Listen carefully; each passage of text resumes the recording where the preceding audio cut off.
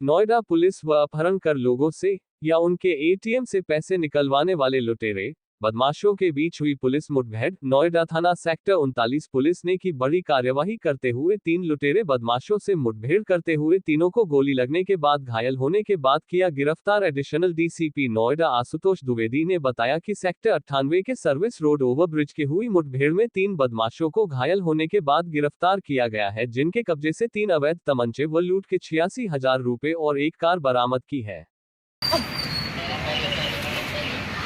Mummy mummy mummy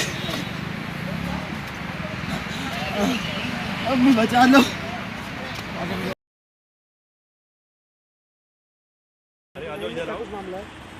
ये 39 थाना क्षेत्र में एमटी ओवरब्रिज के पास 3 बदमाशों से मुठभेड़ हुई है, जिनमें तीनों को गोली लगी है और इनके पास से एक अपहृत बरामद हुआ है, जिसका इन्होंने हाथ बांधा हुआ था और आंख पे पट्टी बांधी हुई थी।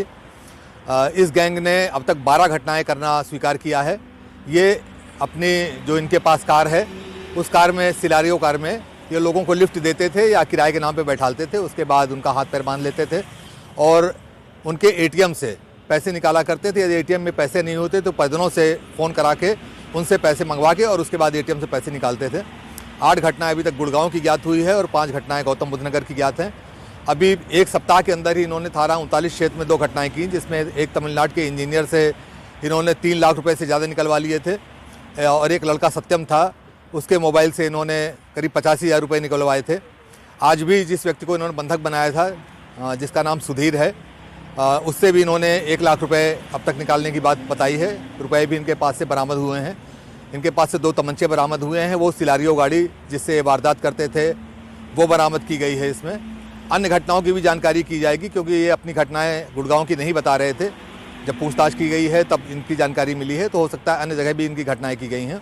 तो इस गैंग में और कौन लोग शामिल हैं ये भी जानकारी की जा रही। 2 लोग और इनकी जानकारी हुई है जो इनका सहयोग करते थे, उन पर भी कार्रवाई अभी जारी है और जल्दी ही उनको भी अरेस्ट किया जाएगा।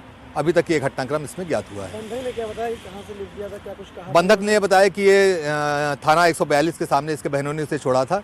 उसके बाद ये आगे आया और एडवांट के पास इसको इन लोगों ने लिफ्ट दिया कि कालिंदी कुंड तक जा रहे हो, हम तुम्हें छोड़ दे रहे हैं। और थोड़ा से आगे बढ़ते ही इसके आंख पे पट्टी बांध दिया और इसके हाथ बांध दिए और उसके बाद इसका एटीएम निकाल के पैसे निकाले गए। आप लोग कैसे ट्रेस किए, कहीं कितना मिला? ये चूँकि इसकी गाड़ी का नंबर हम लोगों ने सीसीटीवी फुटेज से ट्रेस कर लिया था।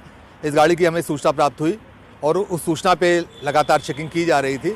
इसी दौरान ये गाड़ी दिख गई यहाँ पे, इसका पीछा किया गया और जब इन लोगों ने फायरिंग किया, जवाबी फायरिंग में ये घायल हुए हैं और जो इनके पास अवैध था इनकी गाड़ी से बरामद कर लिया गया है। सर, ये नोएडा में कब से सक्रिय हैं और इनके और भी कितने साथी हैं? अभी नोएडा में तो अभी इनके द्वारा विगत 15-20 दिनों में 5 घटनाएँ बताई गई हैं और भी घटनाएँ यदि पूर्व में की गई हुई तो उनकी भी जानकारी की जाएगी। गुड़गांव में इनके द्वारा गत वर्ष में करीब 8 घटनाएँ की गई थी। जी नहीं, जो युवक इनके पास अपहृत था वो सुरक्षित है, उसके हाथ बंधे हुए थे, उसको मेडिकल के लिए भेजा गया है और उसके पश्चात उससे तहरीर लेके अभियोग पंजीकृत कराया जाएगा। कितने पैसे तुम्हें वो कराए? 1 लाख रुपये मंगवा दिया था। क्या जो मांगने वाले थे 1 लाख कहाँ से मंगवा दिया? सर, मेरे खाते पे मेरे पापा को फोन करके मंगवाया था। फिर एटीएम से निकाले? गए थे निकालने के लिए। लोग निकालने गए थे, ये लोग आ गए। अच्छा, कितने बजे तुम बैठा था? 6:30। कहाँ से बैठे थे? ये एडवांस। तो तुम्हें बांध के और आँख पे पट्टी बांध तब से तुम्हें 4 घंटे से घुमा रहे हैं।